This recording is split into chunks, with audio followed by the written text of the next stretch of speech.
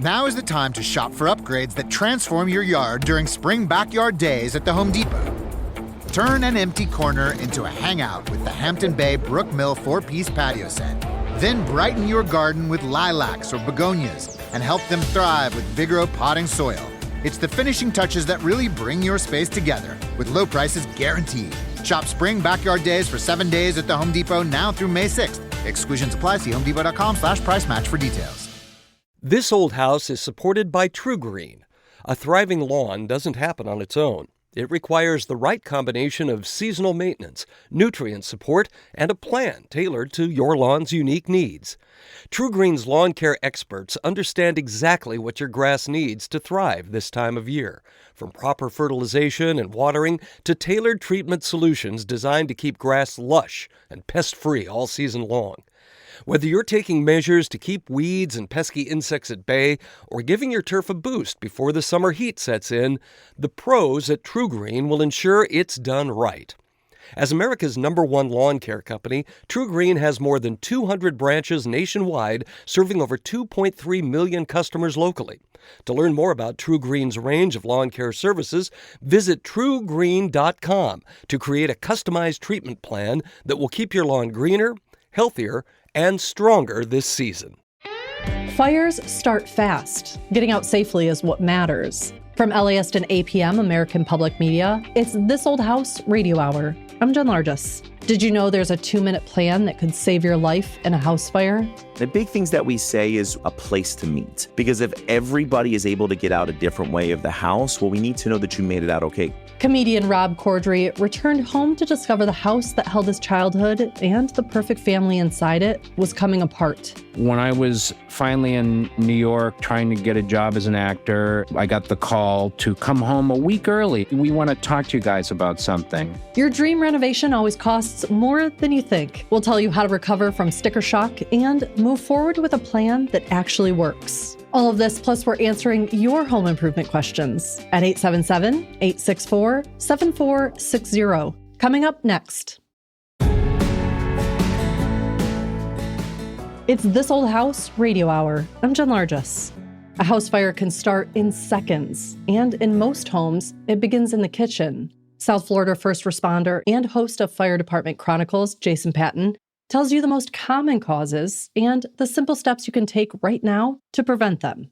So, Jason, in your experience, what is the #1 cause of residential fires? So typically in residential fires, your #1 cause is going to be cooking, grease fires. If you get a little farther into the northern areas, when we get into the winter, you're going to see a lot more fires being started by space heaters than those types of things as well. But cooking is going to be your #1 reason for a fire. What is the proper way to extinguish a grease fire?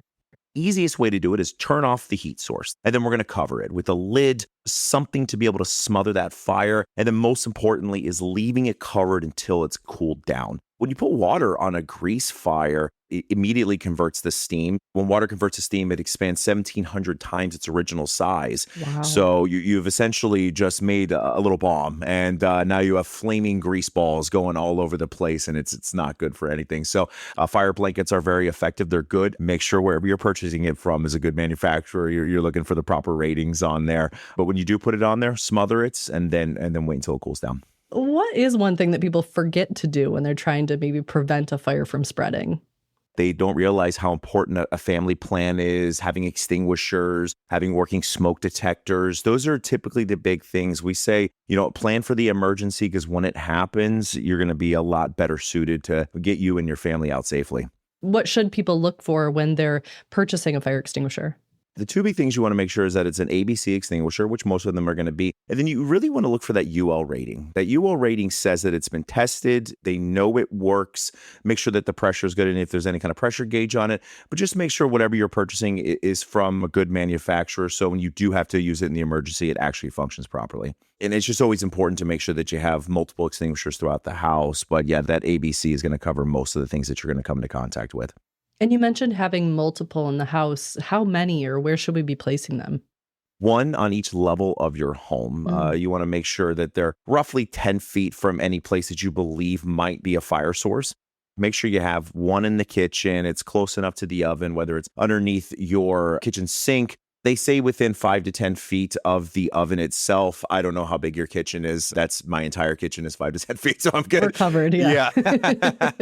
Just make sure that they're good. If it looks like it's rusted, it doesn't look like it might not function, it's definitely good to replace it. What's the best way to stay safe during an electrical fire? Don't touch it. If you can shut off the power source, shut it off. But if you shut the switch off and it's still sparking, get out. Don't try to put it out. And then if you understand how to utilize your breakers, then shut the breakers off. Obviously, if you have an extinguisher, then you can spray it, try to put it out, but it's going to continue. If it's still sparking and that electrical source is still causing that fire, it's going to continue to do it. So like I said, if you can shut it off, then put it out. But if you can't shut it off, it's still sparking, get out of the house.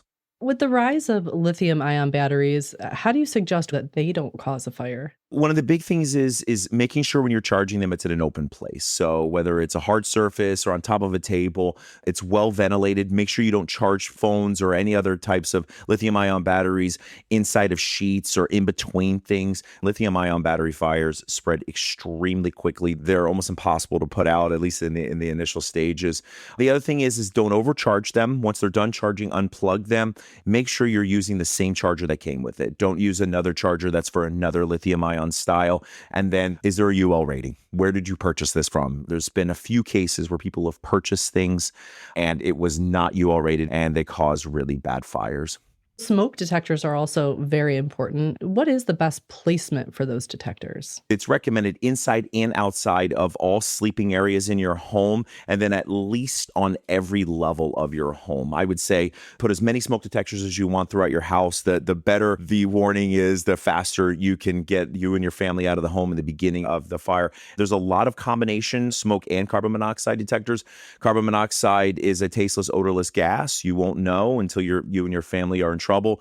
So getting those throughout the house in those same areas as well is great. We did actually just replace every smoke detector in our home with a combination smoke detector and carbon monoxide detector. I was embarrassed to admit that they were so far out of date. Yeah, every 8 to 10 years you should be replacing them. The reason we upgraded specifically was because sometimes when we're out of town, I wanted to be able to know if the detector ever went off. Certain systems will send an alert to your phone as well, which we thought could be helpful. Correct. If a fire starts in your house and you guys are on vacation, no one's going to know until there's smoke or flames coming out of the windows. Yeah. So it's really, really good for you to get that notification. Call the fire department. We will come to your house. We'll check it out. I promise you, you cannot call us for a stupid reason. We've been called for anything you could think of. So just give us a call. We'd rather your house not burn down. You also recommend sleeping maybe with the doors closed. How does that help with fire safety? Close before you doze is one of the best things that you can do, especially for your children. When a fire starts in the house, it spreads extremely quickly. We say you have about 2 minutes to escape from your house, depending on what the fire source is. If the smoke alarm starts to go off, you realize there's something going on, you feel your door. We always feel doors with the back of our hands before we open them to see if they're hot.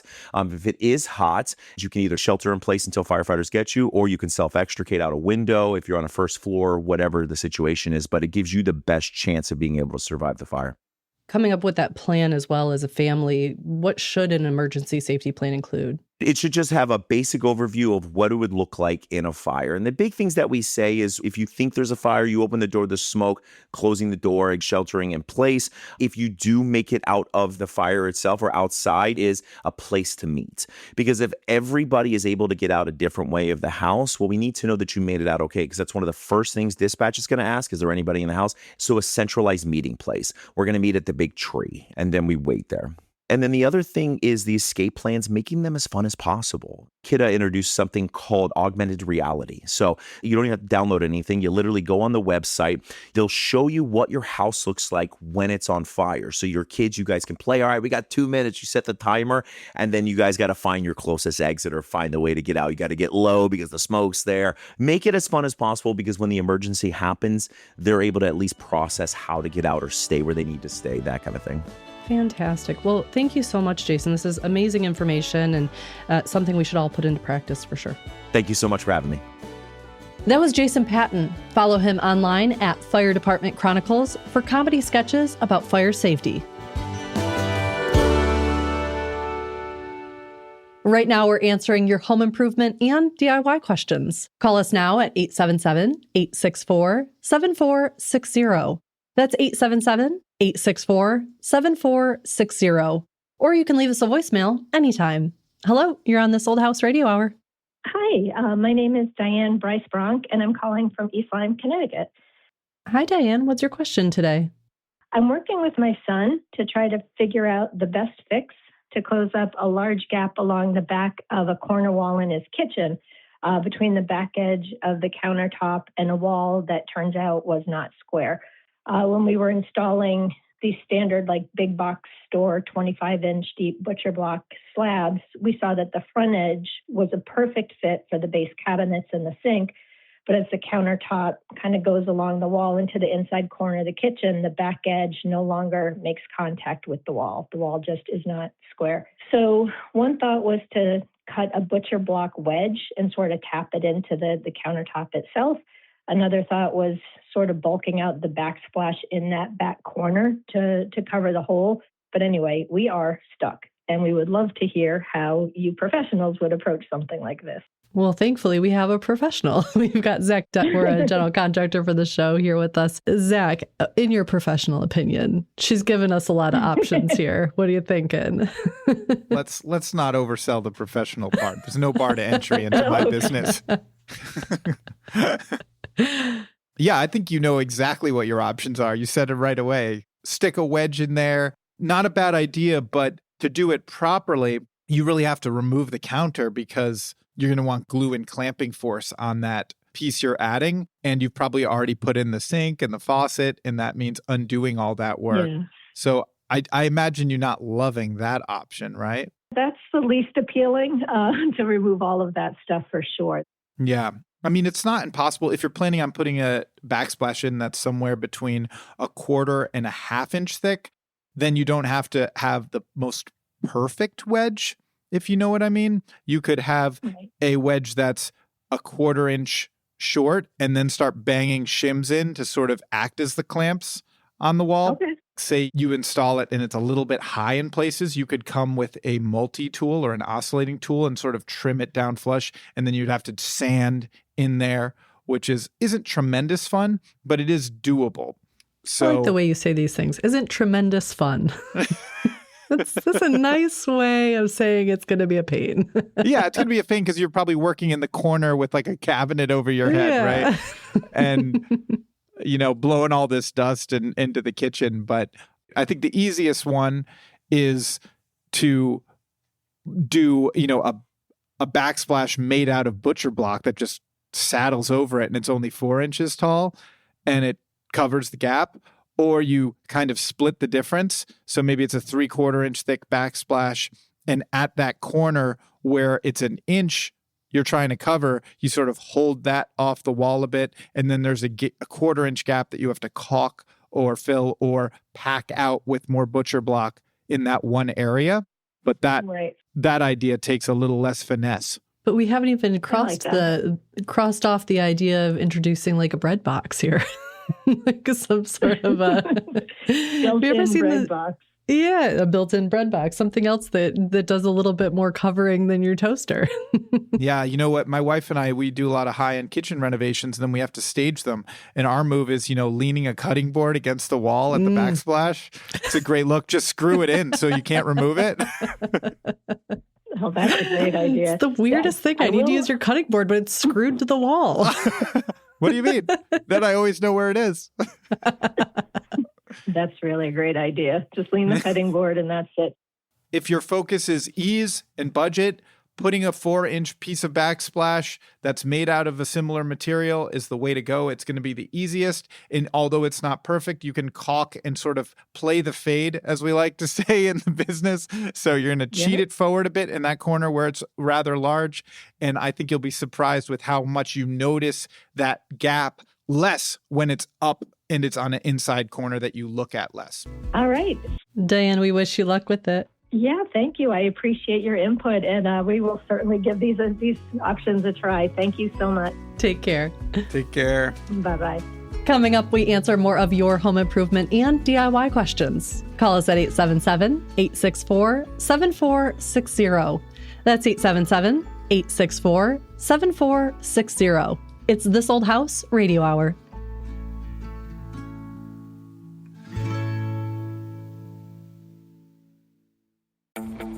It's time to refresh your yard during spring backyard days at the Home Depot. Get low prices guaranteed on propane grills starting at $179, like the Next Grill 3-burner gas grill.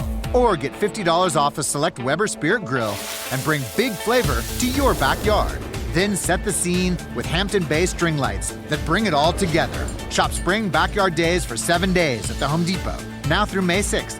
Exclusions apply. See homedepot.com/price match for details.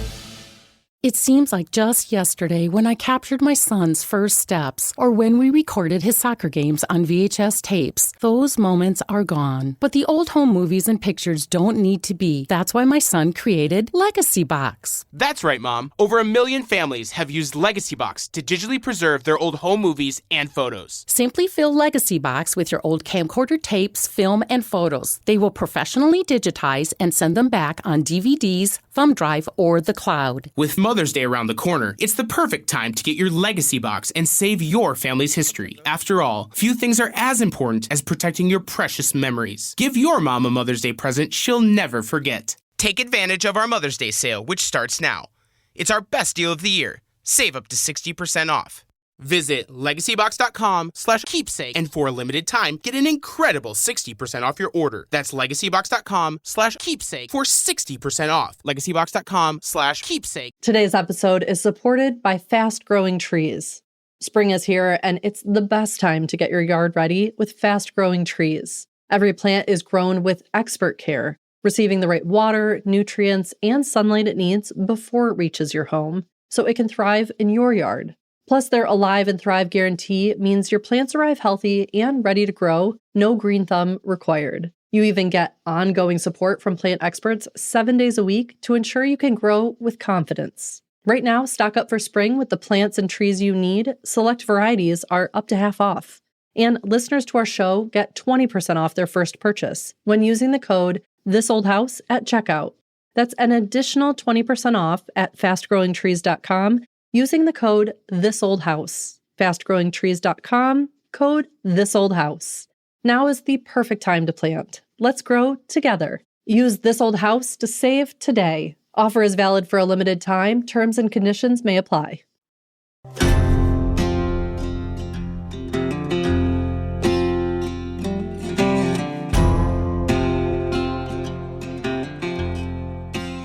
You're listening to This Old House Radio Hour. I'm Jen Lardis.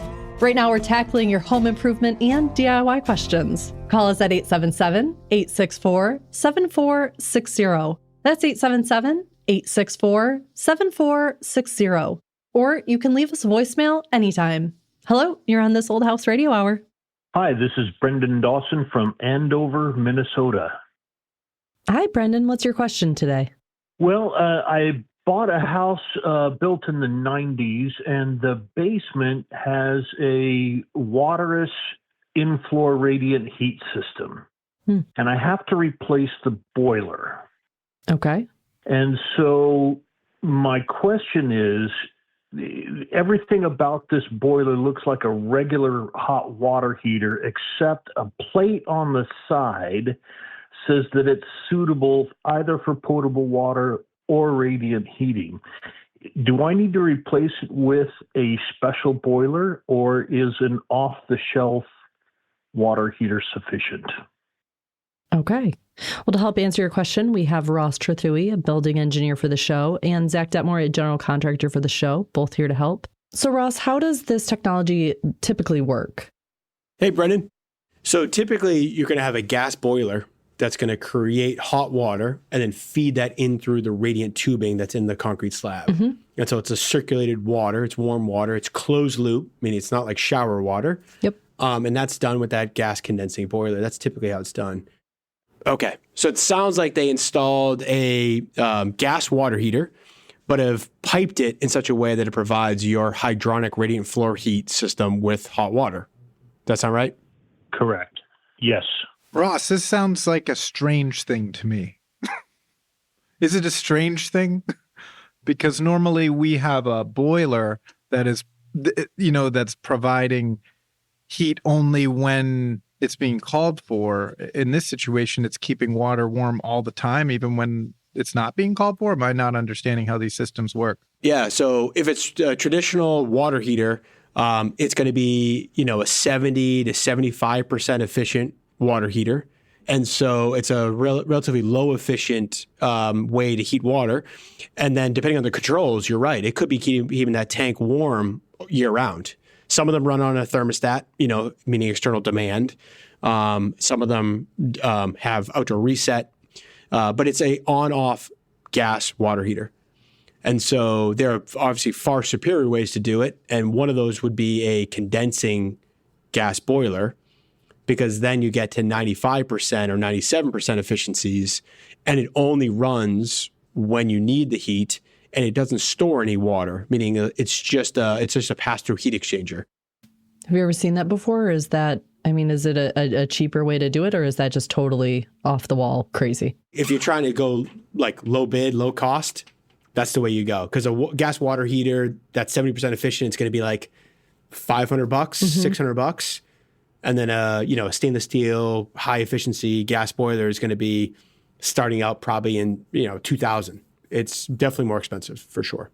So my recommendation to you, Brendan, would be if that unit has failed and you want to replace it, I would look at a gas direct vent condensing boiler. So that's one that modulates up and down.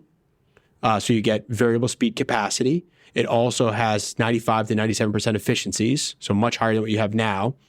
And it only runs when you need it. So you're going to have some additional gas savings on that part. And it's smaller. It's like the size of a suitcase. It's a smaller unit. So you can take it with you on the plane. No more checking your water heater at the gate. Isn't that also a far more expensive option? Dun, dun, dun. Yeah, absolutely. It is going to be more expensive. You nailed it. Good question. Well, that wasn't the answer I was hoping for, but I guess it'll get me somewhere. To me, it's the right way to do it, especially with radiant floor heating. That's going to be running at like 90-degree temps, very low temperature water, something in that range typically. That's the right way to do it. A little bit more upfront cost, but you're going to have gas savings and efficiency savings in the back end. It's going to last a lot longer as well. All right. Okay. I appreciate it. Thank you very much. All right. Good luck, Brendan. All right. Thanks. Take care. Bye-bye. Call us now to have your home improvement or DIY question answered. 877-864-7460. That's 877-864-7460. Or leave us a voicemail anytime. Hello, you're on This Old House Radio Hour. Hello, my name's Flea Parker, and I am in San Antonio, Texas. Hi, Flea. What's your question today? Well, in a nutshell, I'm replacing just the siding on my half-stone, half-cedar lap and gap home with cement fiber board. Mm-hmm. And so my challenge is, when it comes to water vapor, when you live, in a place like I do where it's insanely hot and humid, mm-hmm. The physics and construction theory of water vapor are just counterintuitive. And so I'm really hoping for somebody to tell me that my reasons for worrying are wrong. Well, let's see if we can get that done. We've got Zach Detmore, a general contractor for This Old House, here on the line to help us out. Scientist Zach, help us understand. Yeah, let's not oversell this. So my first question to you is, why is this concerning you? Not because it shouldn't be concerning you, but most people aren't thinking about water vapor as a homeowner. My hobby is learning, and so I over investigate everything. And house wrap here, everything is 50 to 60 perm, and I'm like, hang on, it's humid, so isn't all the humidity going to come in from the outside and condense on the inside of my walls? Because basically I keep the AC on so you could kind of hang meat in my living room. And so it feels like the water vapor is going to condense and just collect between the walls. So So it sounds like what you're describing is when you have an icy drink on a hot day and condensation forms on the outside of your cup. But in your case, the outside of your cup is the inside of the sheathing that is making up your wall system. Is that accurate? Well, it's behind the sheathing, sitting in that space between the inside wall and the outside wall. Does that make sense? Totally. I kind of ramble. So here's the answer. You should be concerned. The industry at large in the United States is doing it wrong for the sake of profit. Oh. And 99% of houses built in the United States are not thinking of vapor properly. They're not thinking of air tightness details correctly. And they're not using products that can even manage those things properly. And it's a problem all over the country, and it's a big problem in Texas. Oh, okay. So you're not going to tell me I'm wrong. No, you're not going to make me feel better. Oh, boy. This went sideways fast. So you were going to replace the house wrap on your house, correct? As part of this re-siding project. Yes, I'm replacing it under the siding. The people who are doing the work are very knowledgeable and ethical. So what I am suggesting is I found some drain wrap, which is kind of iffy, but it's got a perm rate of 10.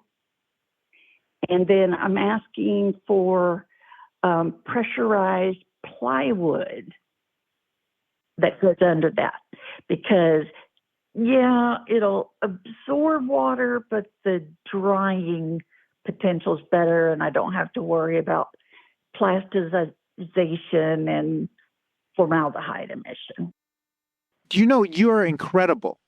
You're incredible that you've done this much research and you're using the words drying potential together. Well, driving everybody bonkers.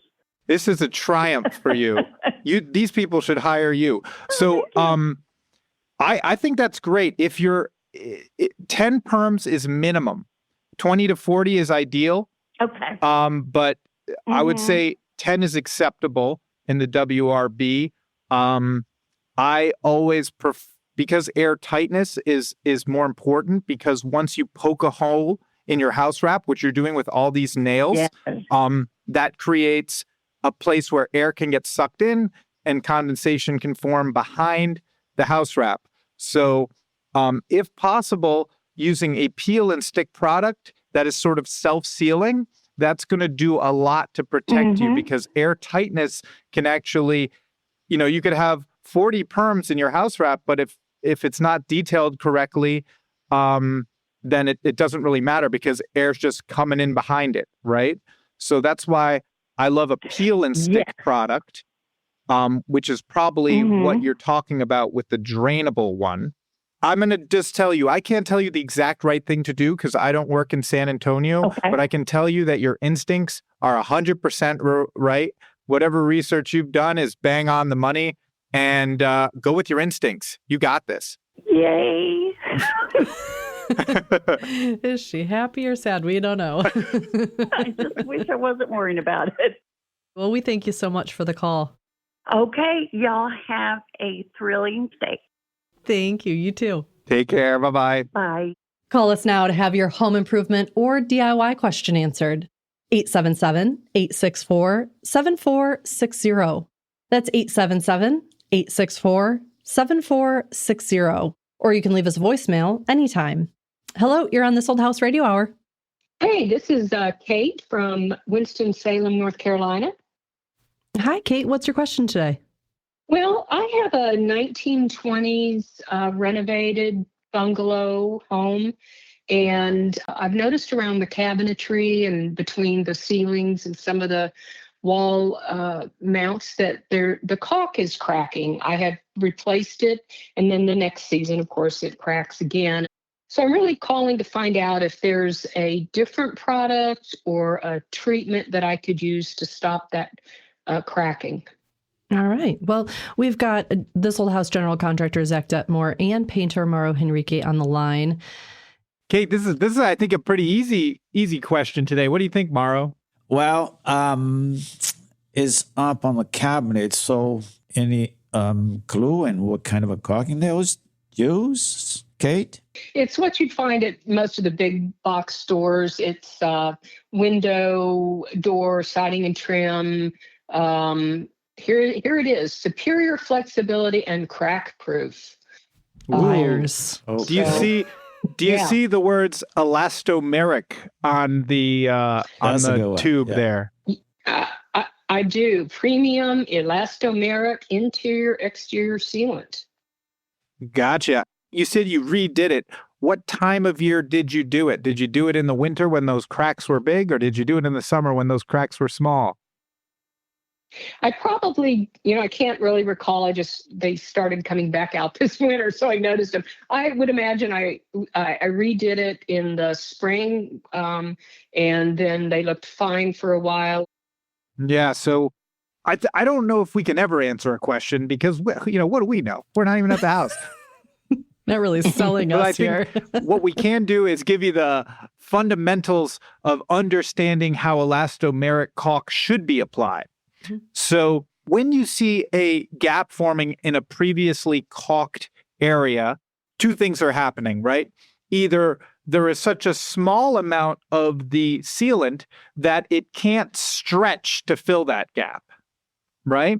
The other thing that could be happening is the sealant isn't adhered to both surfaces in a way that it is peeling off one surface because the other side isn't sticky enough. So typically why I like to make these repairs in the winter is because that's when the gap is largest and you have the ability to get the most sealant into the joint. There's sort of these two schools where people want crisp details when they're using caulking, so they use very little. But using very little doesn't allow it to do what it's supposed to do, which is stretch and contract and stretch and contract. So you'll notice if you see commercial construction where these things are sort of more highly regulated, they use these massive caulk joints and they're relatively atrocious looking, but they do the job and they never come apart.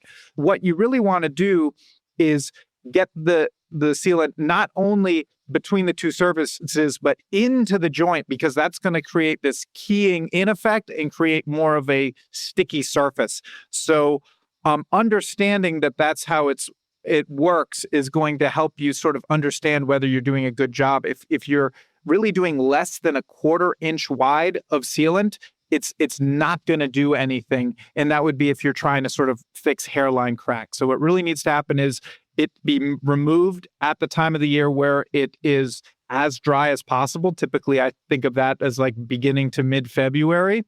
And, if you wake up and you have a bloody nose, great time to start caulking, right? This is how we'll decide. The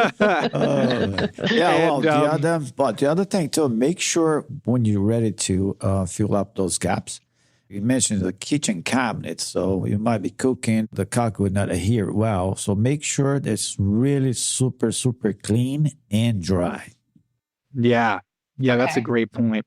Definitely. Sometimes you'll want to do the prep the day before, just so you know it's dried adequately, overnight or over a couple hours.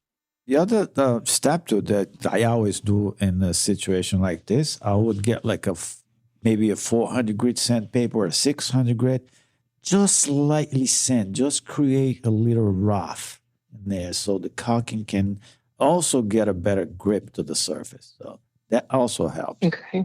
So after it dries, is it paintable after that? Like if there's two colors that are, adjoining, can I paint one of them, or does it need to just be the caulk? Yes, you can paint it. Go ahead. Well, that was my whole thought. You can paint it. That's all he's got. Yeah, that's all I got. Yes, no, you can paint, but just check the drying time because they come with a different drying time, so you can touch and you can paint it. And but make sure that you read the label and find out exactly how much time it will take for you to put your first coat of paint on it. Is there any specific kind of paint that works better over caulk because it's a little stretchier to sort of stretch with that caulk as it expands and contracts? A good quality paint can go on top because most of the caulking that we use right now is like a latex or acrylic. Okay. And they take paint really well. But the key is waiting for that time for it to dry. Wonderful. Well, Kate, we hope that helps you out. It's great. It looks like my February is planned for me. Okay, go to work. No Bahamas for you.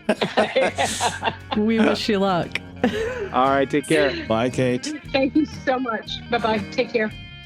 If you have a question for us, leave us a voicemail on our hotline, 877-864-7460, and we can answer your question next time. Coming up, comedian Rob Corddry shows us his old house. It was a 2,000 square foot home, so very modest, but I remember being so proud of it. May as well have been a mansion to me. That's next on This Old House Radio Hour.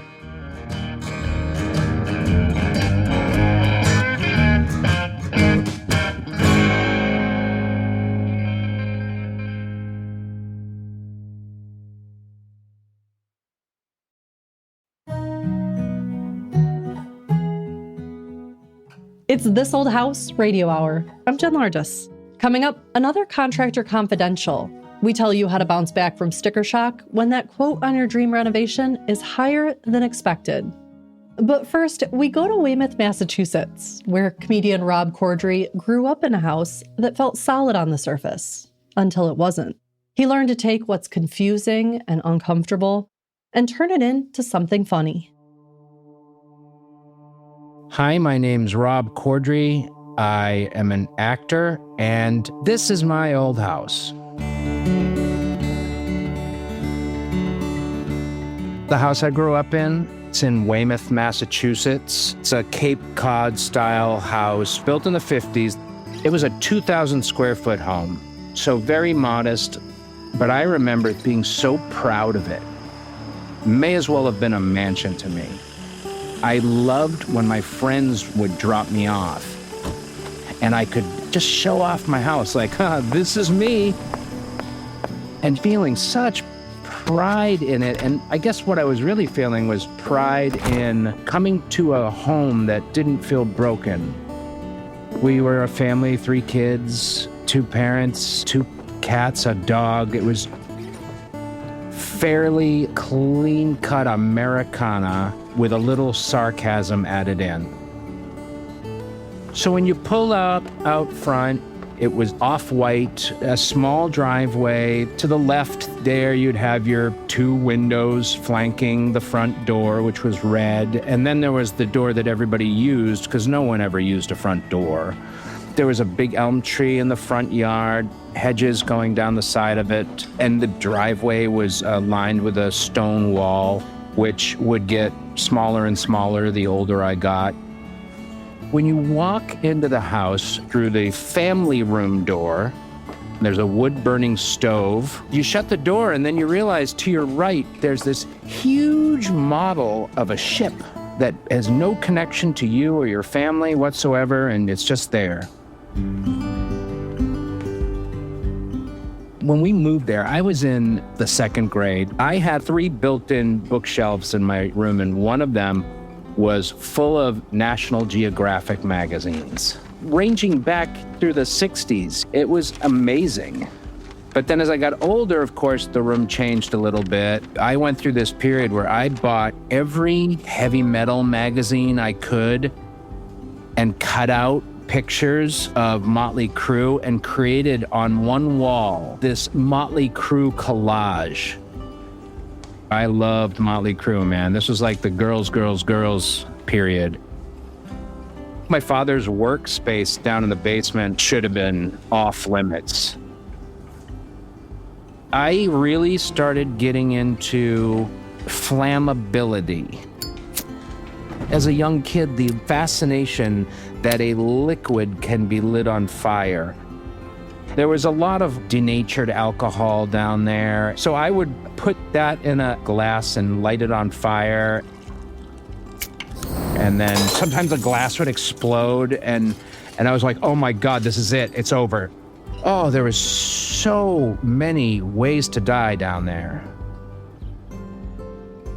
My neighborhood was very quaint. I remember there being this little forest behind my house, and every single house, it seemed, had a kid my age in it. So it was awesome. Every morning we would just run up, hang out, and then someone would come out of their house and you wouldn't see us all day long. It was really a very lucky way to grow up. I always aspired to do something different. I moved to New York after graduation in college and never looked back. And I was like one out of a handful of people from my town that actually did leave. There was nothing to run away from there, but I ran.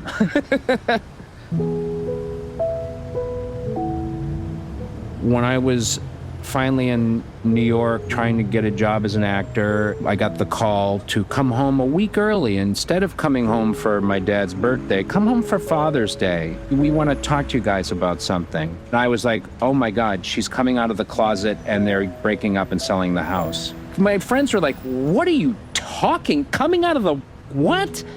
No, they're selling the house. And so we went home, had a meeting. Sure enough, I was right. This was the big explosion of 1995. My mother left my father for a woman that she is still happily living with today. This was the beginning of the big change logistically and psychologically about what home meant and what it means now, because this meant that this house was going to go away. My dad held on to it for maybe about a year, but that was harder. The house was gone, and then I felt like our family unit is gone. What I thought was the typical childhood experience, the American dream, had a time limit to it. My dad passed away this year, and he passed away very happily, surrounded by family. So everything worked out the way it should. You have to build your own ideas of what family means. When your family splits up, it's on you. That's the hard part. My house felt very safe, and it felt like I could say anything there. That's what I wanted, very consciously wanted for my kids. Like, I want you to feel safe here. I want you to be taken care of here. Because this is a place that should be perfect. You should not want to leave here when we move. That should bum them out. If I got some tears when I say we were moving, I did my job.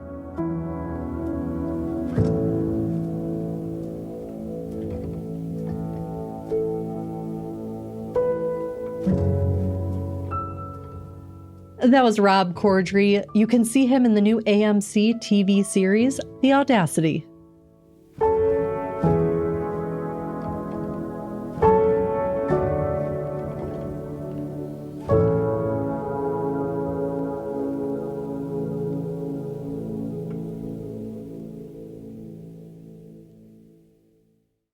The most important lessons in home improvement are sometimes the ones nobody ever tells you. So we like to check in with the pros to unpack the unspoken rules of the trades, the things contractors know, but homeowners don't.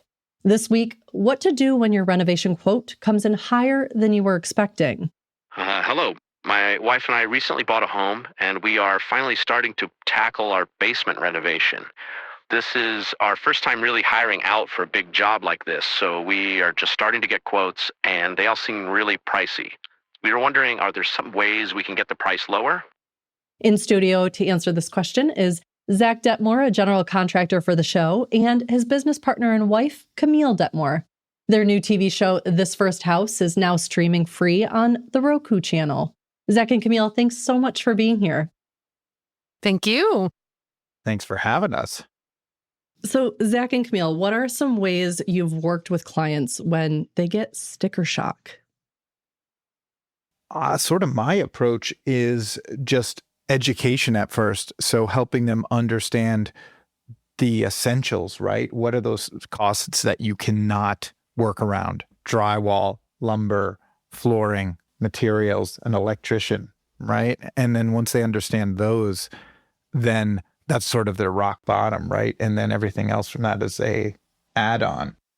Yeah, I think breaking down that big number into the smaller buckets and kind of understanding the costs that go into a comprehensive renovation really helps people to understand why the price is what it is. And you can kind of get over that hump of what the sticker shock is and then kind of decide what are the areas that you can scale back on and still get all of your must-haves. Yeah, I'm always confused about who goes first. Does a homeowner come to a contractor and say, I've got this amount of money to work with, what can I do? Or do they usually say their dreams and then sort of wait for a number to land so that they know if they're even in the ballpark? I think it's very important to have a budget right off the bat, whether that is money that you've set aside for a project or what, you've spoken with an architect and you've said what it is that you want to have. And then maybe they give you what a ballpark would be. But it's very important that before you go to your contractor, you kind of have an idea of what you want to spend, because there's always going to be a disconnect there. And you don't want to put all of this planning into like an addition on your home or a full basement renovation, a new bathroom, and then realize it's 3 times what you thought it was because you were basing it off of like what your friends spent or something like that. So then, Camille, what do you do if someone really says, that's not an amount that I'm comfortable with? How do we cut costs? How do you start that conversation and address maybe some places where they could scale things back? I would probably start by recommending that they make a list of their must-haves and then from that a list of their want-to-haves, right? And then figure out what they can cover in their budget and make sure that they get all those must-haves. So maybe it's talking about in the case of a basement renovation, like what are your aspirational spaces? Like what are you actually going to be using every single day? And then what are those like aspirational things, like maybe room for the Peloton can be part of the laundry room, for example, or the office. Like, what are you actually doing every day? How are you using this space every single day?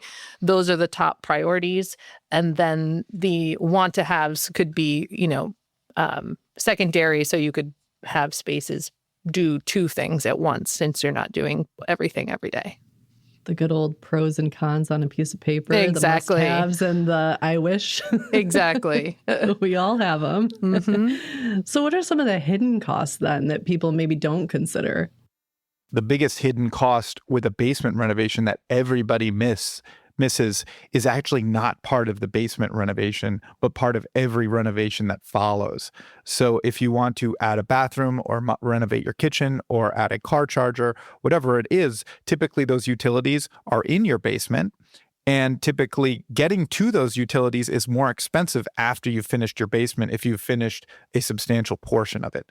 So what Camille and I have done in many projects, including our own personal home, was we made the basement livable and beautiful, but we left it sort of unfinished in a way that if you needed to pull a wire, you could do so through the open joist floor system, or, some people do drop ceilings. I know they don't like the look of it, but you don't know if there's going to be a pipe burst in your house at some point, and you may have to do that. So I think that's the biggest one, is future-proofing the basement, because maybe you have $100,000 for your renovation of the basement now, and then you're planning $25,000 for that primary bathroom renovation in 2 years. All of a sudden, that primary bathroom went from $25,000 to $35,000 because you're patching drywall and running paint pipes in the basement that you previously didn't have to worry about that cost. We have a drop ceiling in our whole basement, except for one area where it stretches drywall across the ceiling. And when our garbage disposal went out and leaked, guess where it leaked? The drywall part. Exactly, right? We had to rip the whole thing out. It was ridiculous, of all the spaces in the basement. Right. So is there a way when you're working on a renovation that you can stage a project saying, this is what I'm able to do right now, but this is a way that I could sort of set myself up if I decide I can do more later? Certainly. I think understanding what are good things to sort of scope out and what are bad things. So for example, if you said, I would love to have a home gym here with a a spa off the side. So I want a steam shower and a toilet and a sink. Maybe you can't afford that. Maybe that's a $70,000 bathroom you're putting in this basement. But maybe what you can afford now is to put the pipes in the floor, because you know that's going to be very disruptive. So you could put the pipes in the floor now and then do that bathroom renovation in a year's time. But if you decide to skip that whole pipe in the floor business, then you're going to be ripping up the new floor you put in to finish that playroom down the line. So I think talking with your contractor about your nice to haves and then saying, well, we can't afford to give you that bathroom right now, but we can run those wires for that hot tub you want to put outside, or we can put that plumbing, the infrastructure there now, which is relatively affordable. The infrastructure is a couple grand, but adding the infrastructure later is tens of thousands of dollars, right? So understanding what makes sense to wait on and what doesn't make sense to wait on is how your contractor can add a lot of value, because homeowners may not understand that. Like, a good thing we always say is, like, if you're planning to renovate your house, don't spend $10,000 on the front door, because as soon as you do that bathroom renovation, what's everyone going to do? They're just going to bang up your beautiful $10,000 front door. Do that last, So if a homeowner does want to help out on a project, is there any part that you think is a good idea for them to step in? I think it's certainly, if a homeowner wants to do some of the work themselves, what we would say is maybe in the case of a basement renovation, maybe they want to do maybe it's going to be drywalled, maybe they want to do the painting. Maybe we leave it paint ready for them, and then they can do that scope themselves. We typically don't recommend that a homeowner take on part of the scope that's sort of midway through the project, right? We're happy to hand it over to them, and they take it that last 10%, but we're not going to encourage that they put the flooring in themselves and then we come back and we do the next phase, or that they do the plumbing. I think a homeowner scope is that's a comfortable scope is going to be something that doesn't have a lot of repercussions if it goes poorly. Like, the worst case scenario for painting your own walls is that you paint them poorly, right? And you don't like how they look in the end. But if you decide that you're going to plumb your own bathroom, the worst case scenario is pretty catastrophic. So think what's the worst case scenario if I mess this up, and then decide if you're comfortable taking on that risk. Well, I think that's great advice. Thank you guys so much. Thanks for having us. Thank you.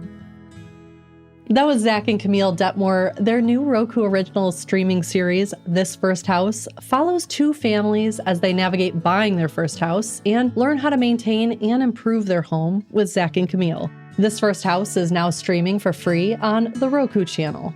If you have questions for us about your home or how to hire for your next project, you can call our hotline at 877-864-7460. That's 877-864-7460.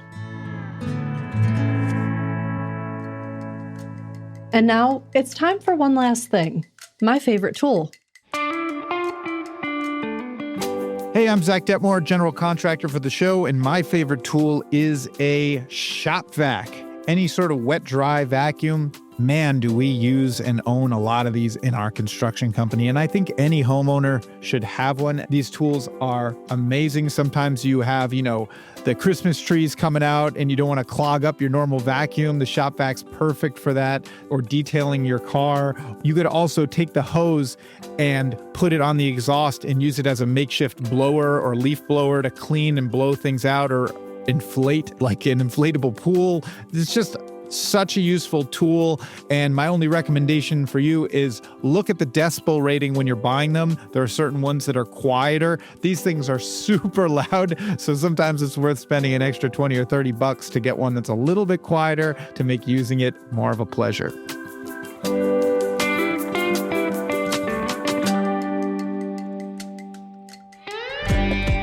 We'll see you next week on This Old House Radio Hour. Our show is distributed by and co-produced by LAist Studios and APM, American Public Media. This Old House Radio Hour was created and produced by Ember 20. Listen to new episodes of the podcast every Tuesday on your app of choice.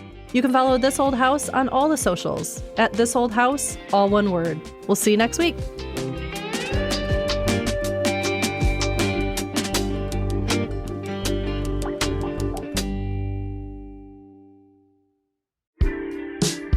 Everybody has a hot take on the economy. And whether you're curious about inflation, trade wars, or the markets, what you need is reporting you can trust. Hi, I'm Kai Rizdal, the host of Marketplace. Our award-winning reporters talk to everybody from CEOs to farmers to help you understand how the economy takes shape in the real world. You'll be smarter every time you listen. And these days, that's priceless. Listen to Marketplace on your favorite podcast app.